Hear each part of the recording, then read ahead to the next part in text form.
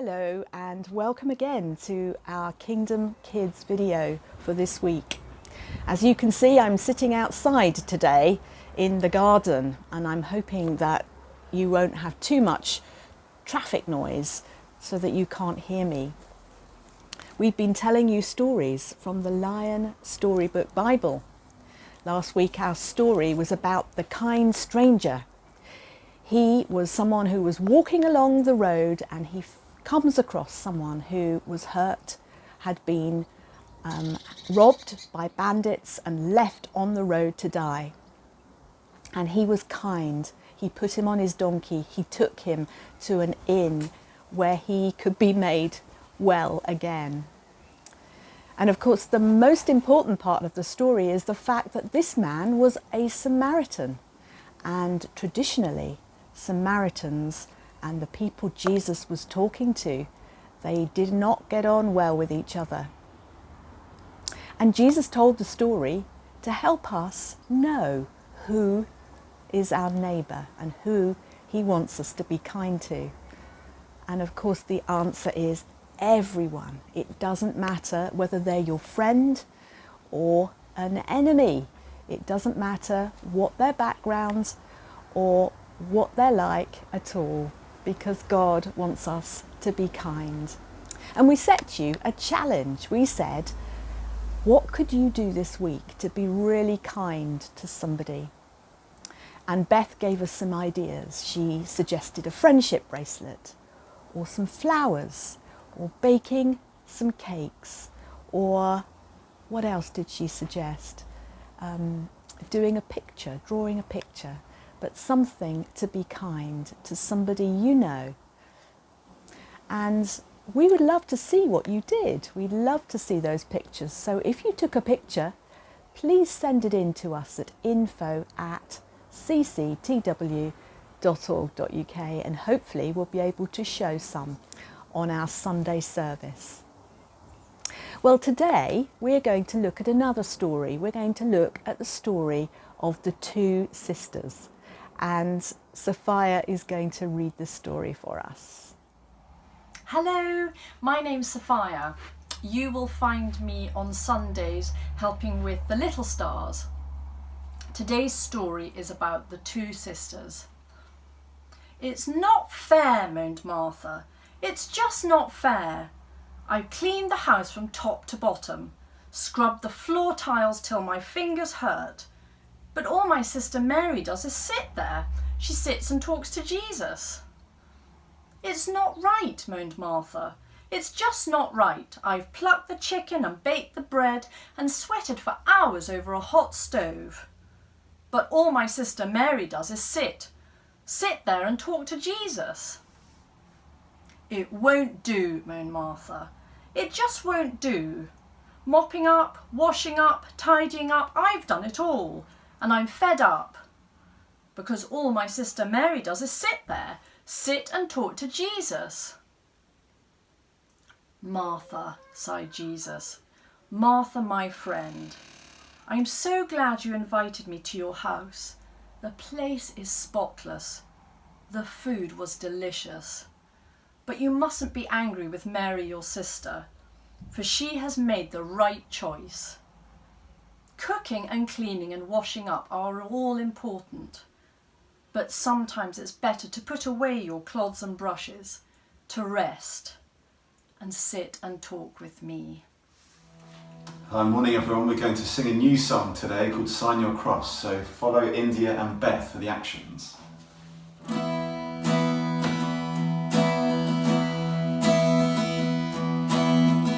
Sign your cross over me, a reminder that I am free. I hold your cross in my heart, for no longer are we apart. Oh Jesus, you are with me, Holy Spirit. You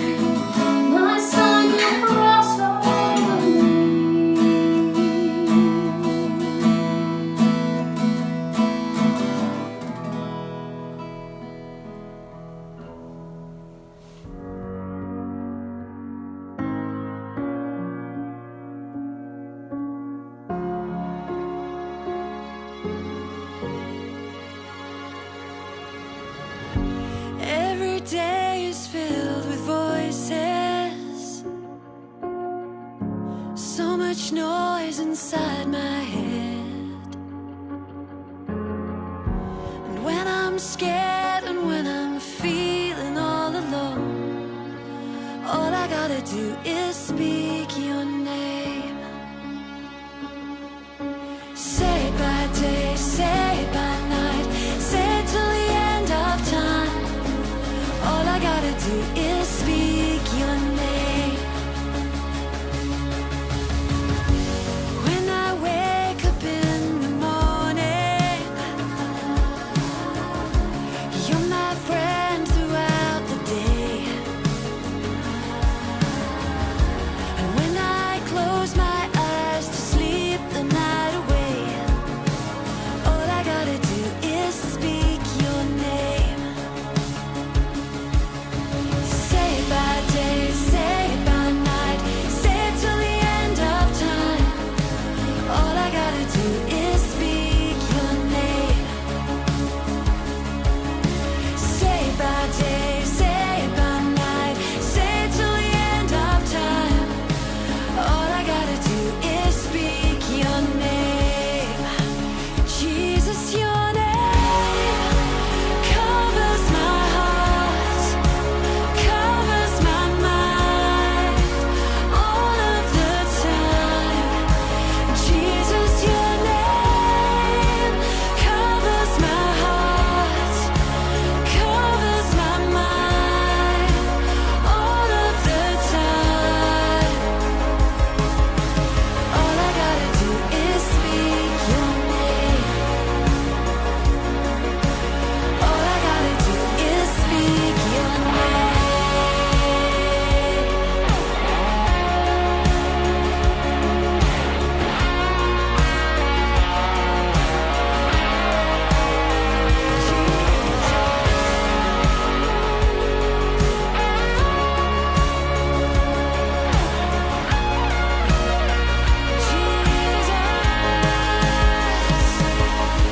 Say it by day, say it by night, say it till the end of time.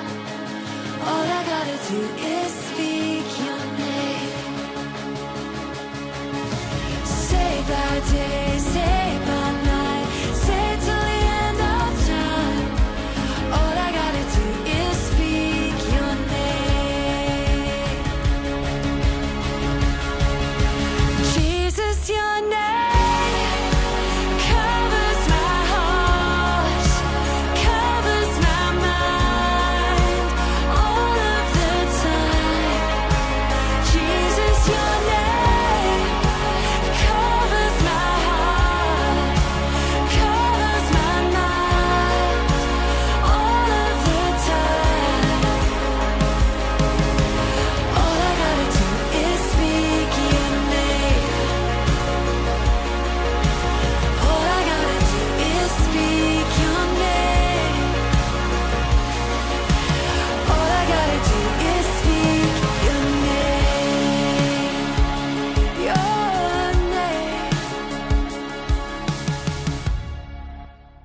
God's story, Mary and Martha. So part of God's story is about Mary and Martha, and it goes like this. Mary and Martha were sisters. We don't know a whole lot about them, but we do know they lived in Martha's house in a town called Bethany. Mary and Martha were really good friends with Jesus, so when they invited friends over to hang out, sometimes Jesus came over. Kids, what would you do if Jesus was coming to your house? Well, one time, Jesus came over for dinner at Mary and Martha's. When he arrived, the sisters got everything ready. Or rather, Martha got everything ready. Mary wasn't helping at all. She just sat at the feet of Jesus, listening to him talk. When Martha saw Mary sitting there, she was furious. She wanted everything to be perfect for Jesus, and she thought that Mary should help. Eventually, Martha got so mad that she stomped over to where Mary was sitting. She didn't even talk to Mary. Instead, she said, "Jesus, my sister has left me to do the work by myself. Don't you care? Tell her to help me." When Jesus heard Martha, he wasn't mad. He just wanted to be with her. He said, "Martha, Martha, you are worried and upset about many things, but only one thing is needed." Kids, that one thing is Jesus. See, Jesus didn't mind that Martha was making dinner. That's a nice thing to do. The problem was, Martha didn't realize how special it was to be spending time with Jesus. She was too focused on making dinner. Imagine planning a big party for all your friends, but you got so caught up in getting ready, you didn't even get to have fun with them, which was the whole reason you had them over. That's kind of like what happened to Martha. Anyway, as for Mary, she wasn't being lazy. She just cared about Jesus more than anything else. Maybe more than she cared about what Martha thought of her, and maybe definitely more than making a perfect dinner for her friends. Of course, Jesus likes it when we help our sisters, or our friends, or our moms, or our dads, or our brothers, or our cousins, or anyone else who needs it. But he told us that the most important thing we can do is love him and God with all our hearts. And the second most important thing we can do is love others. You can read about it in Matthew 22:36 in the Bible. Martha wasn't loving God or Mary, so Jesus encouraged her to act like her sister. Mary had a chance to sit at Jesus' feet, and she did. And that's the story of Mary and Martha. So in case you missed it, here's the quick version. Mary and Martha were sisters. They lived together. They were friends with Jesus. They invited Jesus over. Martha worked on dinner. Mary sat with Jesus. Martha got mad. Martha told Jesus she was mad. Jesus said Martha only needs one thing, him. Loving Jesus is the most important thing we can do. And that's a part of God's story. Hi, I'm Abby and I'm in the Big Stars team. I've really enjoyed listening to the story of Mary and Martha. In fact, it's one of my favourite stories because both women are really special in their own ways. And when I start reading that story, I often feel as though I'm going to be told that what Martha is doing is really important and that Mary should really help out Martha because she's busy making a lovely meal, tidying up the house, and Mary's just sitting there. In fact, we're often told, or we often feel, as though being busy is a good thing, doing lots of activities is a good thing, getting lots of jobs done is a positive thing. So why in this story are we told that what Mary is doing is really important and Martha needs to be more like Mary? Well, I think it's important to remember that Jesus isn't saying that being busy is a bad thing.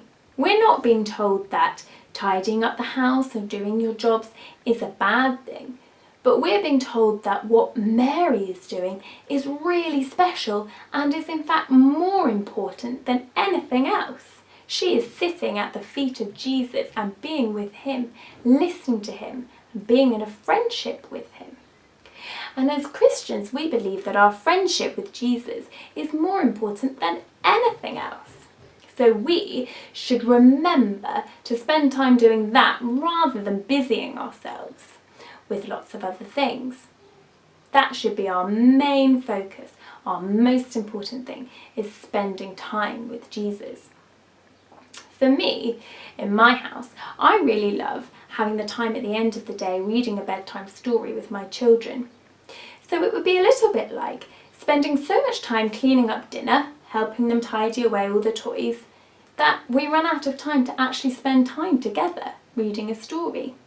I don't want to do that because my relationship with my children is far more important than tidying up dinner. And it's just like that, really. A moment ago, we were listening to a beautiful song about saying Jesus' name and how if we say his name, we can be present with him. My daughter said something lovely a little while ago. She said, Jesus' name is really special because all you need to do is say it and he'll be your friend. And I really believe that. So it's all well and good talking about that, talking about having a friendship with Jesus. But what does that really mean? To me, it means putting that as a priority, putting spending time with him as a priority over other things. So if I'm starting my day thinking, what could I be doing? I want to think, I know what I'll do. I'll have some quiet time with Jesus. And you might think, okay, but what's quiet time with Jesus? What does that look like? So we're going to go outside and my daughter Florrie is going to help me show you what we like to do in our house to feel close to Jesus. So we've decided to come out to our garden as our place to relax, and we're going to show you what we do when we want to be calm. So we start by finding somewhere really comfy to sit. Florrie's chosen the moon chair here because it's so comfy to sit in. And to begin with, you just try and forget about the busyness of the day and just focus on this moment. Focus on what you can hear, maybe what you can smell or feel. Can you feel the wind on your face? Can you hear the... You can? Can you hear the birds making a noise? Maybe you can even smell some freshly cut grass, or maybe somebody cooking their dinner. Once you've thought about those things, try and pick just one thing to focus on. Possibly the rustling of the leaves, or the sound of a bird. It's a noisy bird. It is a noisy bird. And once you've settled on something and you've calmed your body and your mind, this is when we can do that thing we were talking about earlier. Putting your hands out. Can you put your hands out, Chloe? And just speaking Jesus' name. And say, Jesus, I am here. In that calmness and in that quietness, that's when you can feel really close to him. Sometimes I call it sitting in Jesus' love, because you can feel really close to him and feel his love, and you might even be able to feel and hear him talking to you. If you think you can hear a bird talking to you at the moment, yeah. If you think it's quite hard to focus your mind and not think about other things in your day, then you can have what we've got here. We call this a relaxation jar. And it's actually something that Florrie made in Big Stars a little while ago. But you can make one by pouring some water into a jar or a bottle and just adding some food colouring or some glitter and some sequins or whatever you like. And you can just shake this up and look at it like this. Do you want to do it, Florrie? To focus your mind. Another thing you can do is set up a place in your home as a reflective space, a nice comfortable place for you to be doing this sort of thing. Often people have them at school, but since a lot of you aren't at school at the moment, it would be nice to have it in your home. Here's a picture of our reflection space in our children's bedroom upstairs. If you make one in your house, or if you have one already, it would be really lovely to see some of your photos to share with the other children at church and to encourage them. And if you think, actually I don't need those things, I think I'm happy to just go and sit in my bedroom and be quiet and sit in Jesus' love. then you might like to make yourself a do not disturb sign like we've made here. So you can pop it on your door and then everybody knows that that's what you're doing. And then nobody will disturb you. And then nobody will disturb you. It would be great if you do any of these things to share your photos so that we can see what you've been up to. Thank you so much to Abby and Florrie for showing us your reflective space and where you spend time talking and listening to Jesus. If you took a picture of your space, or you took a picture of something from last week on our kindness challenge, then we would love to see them. Please send them in to info@cctw.org.uk. And that's all for today. We'll see you again next week. Bye.